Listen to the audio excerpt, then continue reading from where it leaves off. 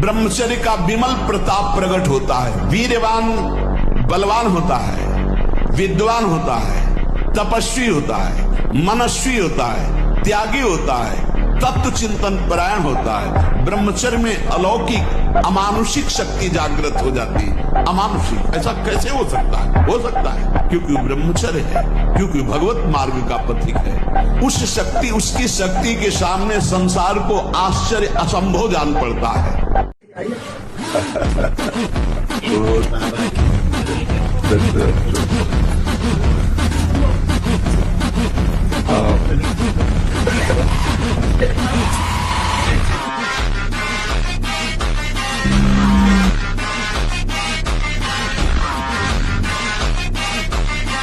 ब्रह्मचर्य में अपने आप एक उन्माद है।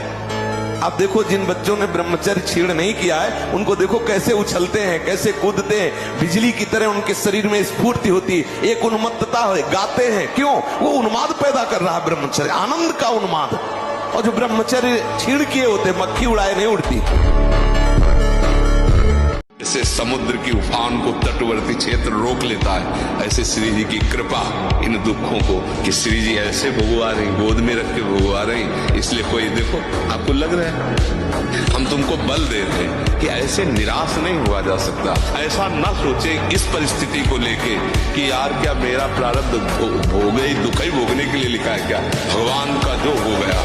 नरसिंह मेहता जी गृहस्थी में थे, बड़े बड़े महापुरुष गृहस्थी में ऐसे हुए हैं कि भगवान ने पूरी जिम्मेवारी ले ली, पूरा साफा बांध लिया, उनके लोक का भी, व्यवहार का भी। भात भरने गए, पुत्र के ब्याह में गए भगवान से। तो भैया ऐसा ना सोचो कि आपका बुरा प्रारब्ध है, नाम जप करो और जो दुख सुख मिले उसे सहते जाओ।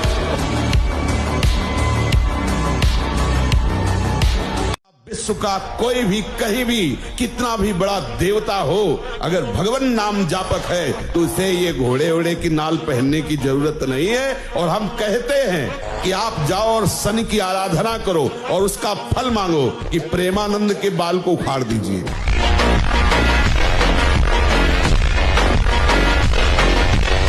स्मार्ट मोबाइल, इंटरनेट, उसमें क्या है कि बहुत से बच्चे विषयाकर्षण के कारण गंदी फिल्में, जिनमें हमारा शास्त्र आदेश करता है किसी भी पक्षी को भोग करते न देखे। भागवत अन्य शास्त्र भी आदेश करते कोई भी जीव यदि भोग कर रहा हो तो हम ना देखें, और हम मनुष्यों का भोग देखें उसमें, और हम सोचे कि हमारा आप कोई क्रिया ना करो, केवल गंदे वो भोग संबंधी चित्र देख लो तो आपके मन में जो संस्कार बन रहे हैं, जो कामोत्तेजक भाव बन रहे हैं, वो आपको ब्रह्मचर्य नहीं रहने देंगे। सोते जागते उठते बैठते आपका वीर स्खलित हो जाएगा। हे नाथ, हम बुरे हैं पर आपके हैं, और आपको चाहे जहां हो हम पकड़े रहेंगे, और आप चाहो ये मेरा दास कहलाता है, ऐसा गलत नहीं होना चाहिए, तो हमें सुधार देना। मैं आपका जब हम वो नहीं छोड़ पा रहे तो हम ये कैसे छोड़ सकते हैं? वो आपके गले पड़ गए, अब जहां जाएंगे घसीटेंगे आपको।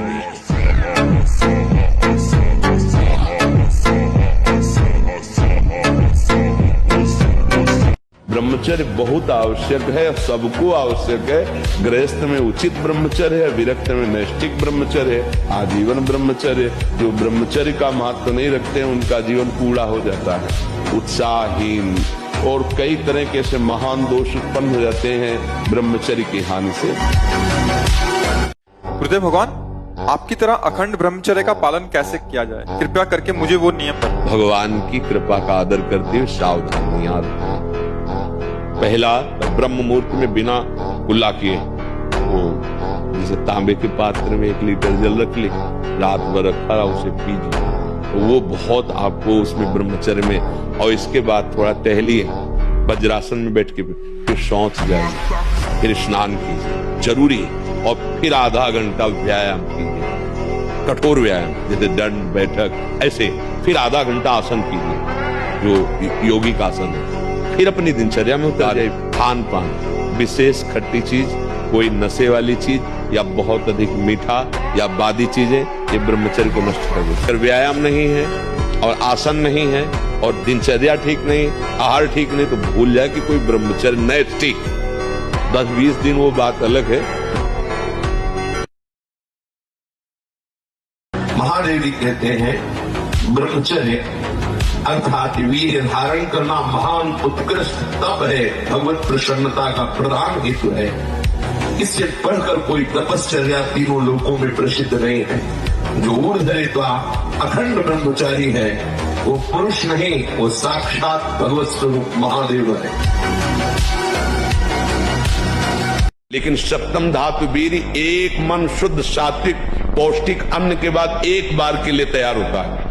और यहाँ बच्चे खिलवाड़ में 2-2 3-3 बार रोज, अब क्या होगा उनका हड्डियों तक की सामर्थ्य नष्ट हो जाएगी। कुछ दिनों बाद देखना बंद हो जाएगा, ऐसे चौंधियाने लगोगे, खड़े होने में चक्कर आएगा, कमर दर्द करेगा, पैरों में टूटन बनी रहेगी, दिमाग में टेंशन बनी रहेगी, पढ़ोगे तो कुछ याद नहीं रहेगा, स्मृति नष्ट होने लगेगी, एक नास्तिकता छा जाएगी। हर बहन भाई को 20 वर्ष तक नियम पूर्वक ब्रह्मचर्य रहना चाहिए। बोले और छींक दिया, खोट हो, बिल्ली रास्ता काट गई, दाहिने से वो हुआ, बाएं से अब शकुन हो। हम कह रहे विश्व के जितने अब शकुन एक साथ खड़े हो जाओ, राधा राधा राधा, कहीं बाधा हो जाए तो मैं बताना।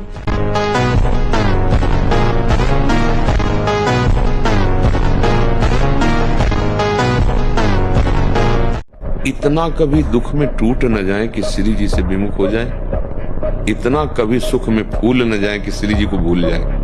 बस कशावट इसी में रखनी है। अपने जीवन भर के लिए सूत्र याद कर लो, कैसी भी परिस्थिति हो, राधा राधा राधा। मृत्यु वरण कर सकते हैं, आपको नहीं छोड़ सकते। हम गंदे नाले की तरह तब तक हैं जब तक प्रभु से अलग हैं, और जहां प्रभु से मिले तो गंगा की तरह पावन हो जाएंगे। जैसे नाला मिल गया तो गंगा बन गया। ऐसे ही हम यद्यपि पवित्र हैं, अहंकारी हैं, कामी हैं, क्रोधी हैं गंदे, पर हम प्रभु के हैं। अब यहाँ से सुधार शुरू हो गया और राधा राधा राधा सब ठीक हो जाएगा।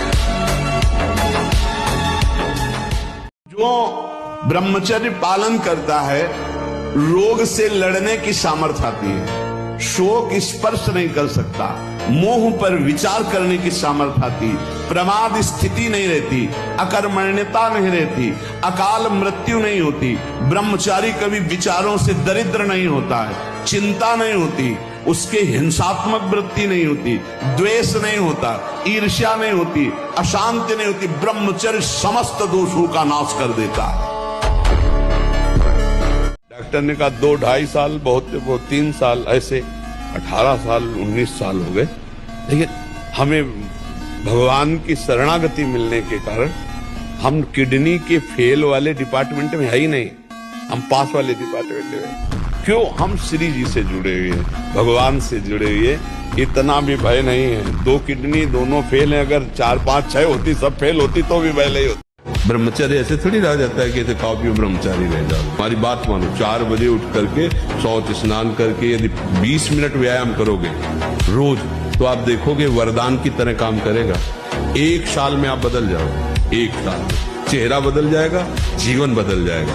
नाम जप करो, आध्यात्मिक शक्ति बढ़ाओ, व्यायाम करो, शुद्ध भोजन करो, शारीरिक शक्ति बढ़ाओ, अभी आप बलवान बन जाओ।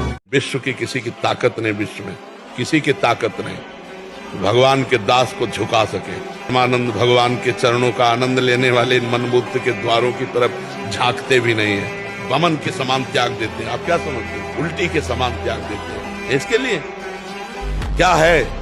चमड़ी का केवल ऊपर से लगा हुआ, नहीं तो है क्या?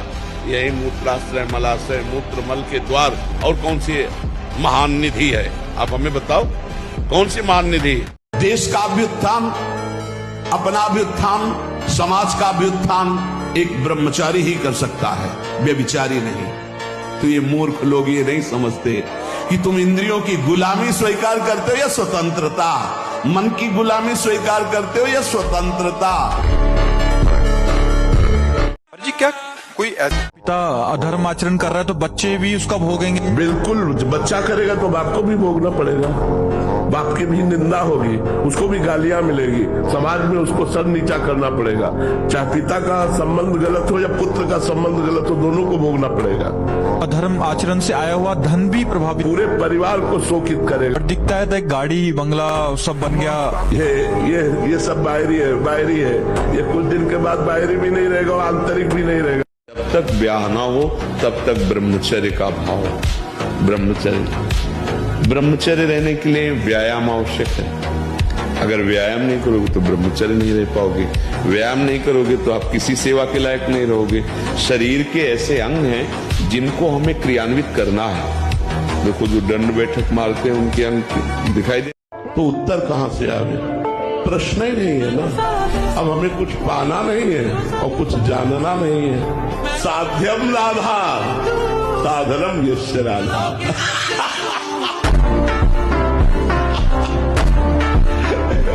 हमारे कोई प्रश्न ही नहीं बच्चा, हमारे कोई प्रश्न ही नहीं। शरीर बीमार है तो बीमार रहने दो, क्या फर्क पड़ता है? यही तो मजा है मनुष्य जीवन का, यही मजा है कि मृत्यु का दुख भोगते हुए भी ताल ठोक के निकल जाए, हर कष्ट सहते हुए मुस्कुरा के निकल जाए। यही तो मस्ती है, और किसी मस्ती सही हम जितेंद्रियता, भगवान का चिंतन, यही मजा है। 2 महीना सच्चाई से ब्रह्मचर्य रह के देख लो। 2 महीना अगर आपकी जैसे गिलहरी नहीं टिलटिलाती है, ऐसे पूरे शरीर में ऊर्जा शक्ति आपको दौड़ती नजर आएगी। ब्रह्मचारी के पैर ऐसे पड़ते हैं जैसे आग में कोई चलता हो। आग में कैसे चलता है, ऐसे उसके पैर पड़ते हैं।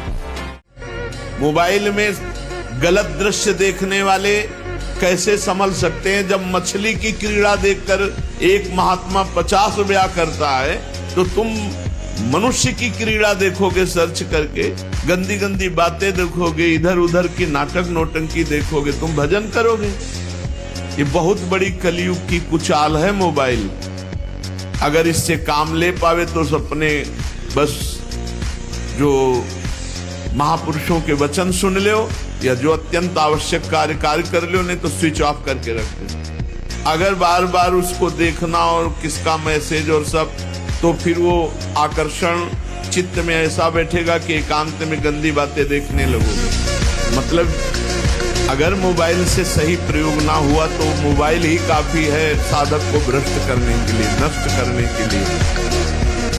आप शाम के जब गलत करना चाहता है तो अंदर से वो परमात्मा, वो सदगुरु, वो परम तत्व संकेत, तुम गलत जा रहे हो, पर उसकी कौन सुनता है? मनमानी आचरण करते हैं और फिर कहते हैं माया बहुत प्रबल है। माया प्रबल नहीं है, तुम्हारे अंदर की जो वासना है उसको रोकने की तुम्हें विवेक नहीं प्राप्त है, तुम्हें बल नहीं प्राप्त है, तो माया प्रबल है। अगर हम नाम जप करें तो नाम महान है कि माया महान है, विचार करें। ऐसी भगवान की माया शक्ति जो भगवान से विमुख है उनका आकर्षण करके भ्रष्ट करती है, और जो भगवान के सम्मुख है नाम जप करते हैं उन्हें माँ की तरह दुलार करती है। कई लोग एक दिन जंगल में किसी पेड़ के नीचे बैठे थे, किसी गांव में चोरी हुई थी, लोग उन चोरों का पीछा किए हुए थे, वो आराम से बैठे इनके पास आए, बोले तुम भी उन चोरों में शामिल थे? उनका तुम्हें जो दिखाई दे रहा है तुम देखो, तुम्हें क्या? हिमालय की तरफ जा रहे थे, सिंह दहाड़ा तो ऐसे छड़ी लिए थे, ऐसे खड़े हुए, बोले सुनो, अगर तुम्हारा आहार निश्चित हो गया है शरीर हल्ला मचाने की, इसे खा लो, नहीं हुआ तो चले जाओ। वो चल रही कहना नहीं, पढ़ाई पढ़ रहा हूँ, नाम जप कर रहा हूँ, तुम्हारी गरज हो तो पास कर देना, तुम्हारी गरज हो तो पास कर देना। नहीं, जहां रखोगे जैसे रहोगे वैसे रहूंगा, और आपको पुकारता रहूंगा, आपका स्मरण करता रहूंगा, माया पर विजय प्राप्त हो जाएगी।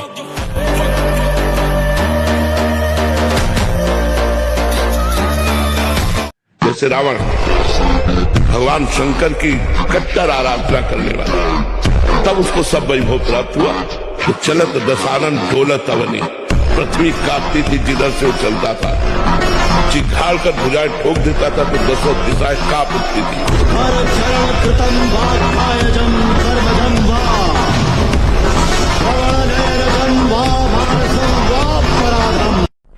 वृंदावन आओ, हरिद्वार जाओ, काशी जाओ, तीर्थ यातन करो, करो अवश्य करो, जिससे तुम्हारी मलिनताएं नष्ट होंगी। लेकिन होटलबाजी मत करो, तीर्थों में जाकर के पिकनिक मत मनाओ, गंदे आचरण मत करो तीर्थों में। नहीं, पुरखा भी जो तुम्हारे कुछ ऊंचे होंगे ना, वो नरक चले जाएंगे। 21 पीढ़ियां तरती तो 21 पीढ़ियां नरक भी जाती है। मनोरंजन के लिए मत जाना कभी हरिद्वार, ऋषिकेश, काशी और वृंदावन। मनोरंजन के लिए मत आना। अगर मनोरंजन के लिए आए हुए हो तो जितने सुकृत हैं सब नष्ट हो जाएंगे। यहाँ का होटल लिया और वही सब करते हैं जो बंबई कलकत्ता में करते हैं। बंबई कलकत्ता नहीं है, ये नित्य विहार स्थली प्रिया प्रीतम के। एक सुकृत करोड़ों सुकृत के बराबर, और एक पाप करोड़ों पाप से भी भारी पड़ेगा यहाँ। इसलिए होश में। पूज्य बाबा के चरित्र में पढ़ा, कूटस्थ उनका नाम, कूटस्थ महात्मा। उन्होंने आजीवन नियम लिया था कि ऐसे खप्पर कर दिया, जो डाल दिया वो खा जाएंगे, क्या है उसे कोई मतलब है। तो कुछ उद्दंड लोग जब उस नगर में गए और ये बात सुना तो उन्होंने विषैला सांप पकड़वाया और उसको उबाल करके हाथ में आया, ऐसे देखा और मुस्कुराए।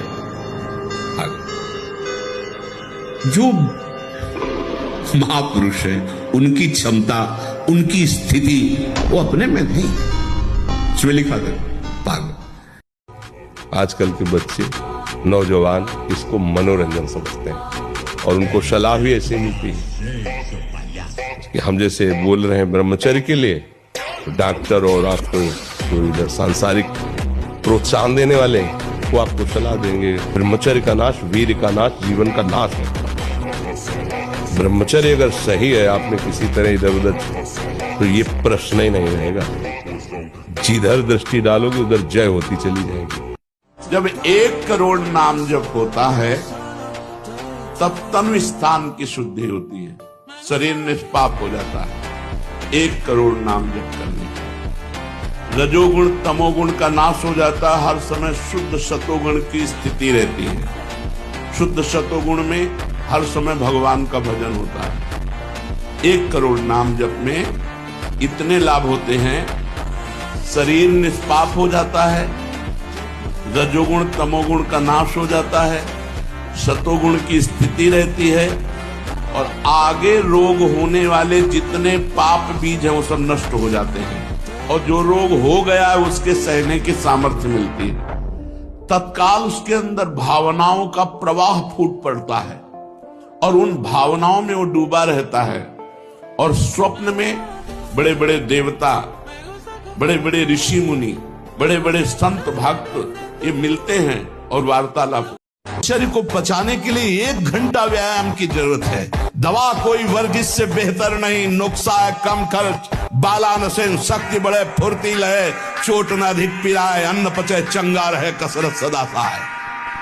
कम से कम 1500 दंड बैठक मारियो, फिर 2, 4, 6 घंटे पद्मासन सिद्धासन में नस नाड़ी एकदम शुद्ध, तब वो ब्रह्मचर्य लगना चाहिए कि ब्रह्मचारी जा रहा है। जो ब्रह्मचारी होगा तो उसके शरीर में सौरभ होगी।